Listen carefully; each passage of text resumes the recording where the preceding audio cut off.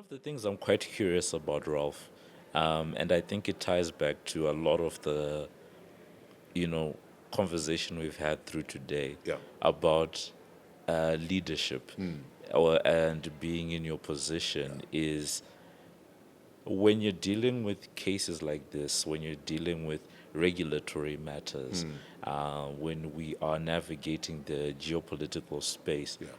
right? How are you keeping it together, right? And I say keeping it together because we've seen that in 2025 it's very easy, for what seems to be a private sector matter globally to now spill over and Yeah. become a what you call this almost a geopolitical hot Mm. potato. Mm. So how do you because I was just thinking about it when I read the sense around your results, Mm. the fact that there's briefing of the South African authorities around what's happening, Mm. etc. So I guess it's just that navigating aspect where it's a private MTN matter, but at the same time, you're also navigating to say how do you make sure that none of this either spills out or becomes Yeah. bigger, bigger than it's meant to be.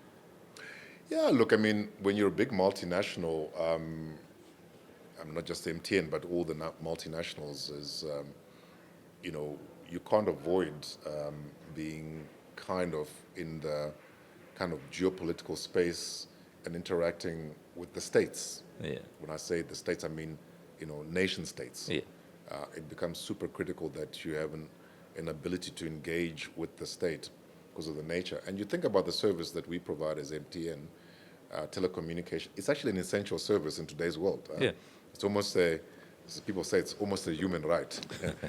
But we put capital, so our shareholders want us to earn a return. We can't give it away for free. But it's you're using frequencies, airwaves that belong to a nation. You get regulated, you pay prices, you pay for your spectrum and all of that, regulatory fees and so forth. So you have to be sensitive to the nation state, just purely by the industry. I think what is more,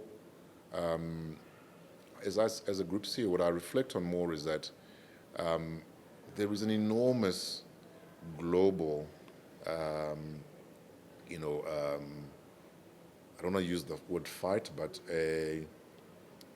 maybe it is, about supremacy on artificial intelligence. yeah, So we're living in that world on who is going to own and control the most modern technologies that we yeah, see, yeah. semiconductors. Huge issue. It's fueling capital markets. It's fueling geopolitics. And so we're in a kind of a geopolitically sensitive industry anyway, Yeah, by the nature, as I said, we're using the airwaves, we pay for spectrum and all of that. You're engaged in a nation state. But we are now in this era of, who's going to be superior. I mean, we're in a little patch here in Africa with and mindful of kind of East and West dynamics. yeah, So, you just have to figure out how you navigate that. But the most important thing is engage, be transparent, and tell your story. The story of MTN is that what we are obsessed with as a company and the people of this company is to drive digital inclusion, financial inclusion across Africa. yeah, That is what we obsess. We love to just connect people, yeah, let people get on with their lives. But because we're big, 300 million customers, Africa's largest telecommunications company, we like to believe we're Africa's most important company. It's the only time I'll brag here. I really do believe we're Africa's most important company. yeah,